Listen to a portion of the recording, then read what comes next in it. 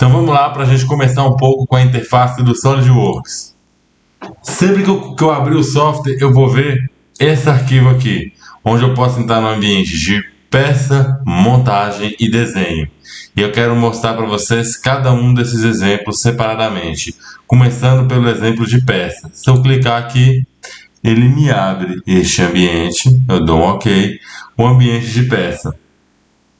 Eu vou deixar uma peça aberta aqui porque eu consigo explicar melhor o ambiente já com algo modelado. Então, eu tenho a primeira aba, que é a aba de recursos, que é o ressalto base varrido, base revolucionado, base extrudado, base por loft, domo, inclinação e todos os recursos que a gente vai ver no decorrer do nosso curso. Eu tenho a parte de esboço, que é toda a parte de 2D. Também eu tenho esboço, dimensão inteligente, linha, retângulo, círculo, arco, elipse, ranhura central, ranhura reta, polígono, enfim, uma gama de recursos. Mas o que é interessante na parte de peças a gente entender primeiramente? Essa parte aqui, a árvore. Eu tenho o histórico, que são todas as invenções feitas, as intervenções que eu fiz na minha peça, quando eu fiz um recurso, quando eu cortei, quando eu extrudei, quando eu fiz uma revolução, aparece tudo aqui. A parte de sensores, que é uma parte pouco utilizada, mas quando você usa para componentes elétricos, você pode conseguir configurar algumas coisas aqui. As partes de anotações, que vêm dos planos, itens atribuídos, áreas de observações, que a gente vai utilizar um pouco no decorrer do curso. Corpos sólidos. Esse exemplo aqui, ele só tem um corpo, porque todos esses itens foram sendo soldados, modelagem a modelagem. Mas a gente pode fazer uma mesma montagem de uma peça com vários corpos separados. Então, este é um dos itens que a gente também tem aqui. E agora, a gente vai para o item que é o item mais importante, vamos assim dizer, que são os planos, que é o plano frontal, superior e direito. O meu ele está em inglês porque essa peça foi inicialmente modelada em uma versão inglesa do software, uma versão um pouco antiga. Até uma curiosidade, é a primeira vez que eu abro essa versão 2022, que é a versão que eu gosto de trabalhar. Então você pode ver que ele está me dando um ícone aqui, que ele está informando arquivo da versão anterior. Este arquivo será convertido quando salvo. E o que acontece quando eu faço essa conversão? SolidWorks ele tem um problema que eu não consigo abrir um arquivo de uma versão futura na versão antiga. Então, esse arquivo, por exemplo, ele foi modelado já tem um certo tempo, foi na versão 2011, e agora ele está na 22. A partir do momento que eu salvar, eu não consigo mais abrir na versão 2011. Então, a gente precisa ficar bem atento a isso. Até existe um recurso, caso eu precise abrir, que é salvar em uma extensão neutra, um step, um Parasolid ou um AIDES, mas esse é um assunto para outra aula. Então, voltando aqui, eu tenho os meus planos, onde eu sempre vou escolher como que eu posso modelar eles.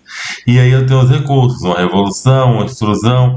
Eu vou mostrar aqui uma engenharia reversa de como essa peça foi modelada para vocês entenderem. Foi feita uma revolução do corpo desse PT100 da Endresshouse. Aí foi feita a extrusão deste segundo corpo aqui. Uma nova extrusão para poder receber essa porca. Uma revolução, onde eu fiz o corpo da haste. Uma outra extrusão para colocar a peça da parte sextavada. Uma nova extrusão, onde veio esse recurso lateral. Um corte, que foi esse corte feito aqui. O outro corte nesse sentido para acompanhar o círculo. Uma extrusão aqui. Uma outra extrusão sextavado. Uma nova extrusão circular. Outra extrusão sextavada. Raios. A extrusão de outro corpo. Raio, a criação de um plano para servir de referência para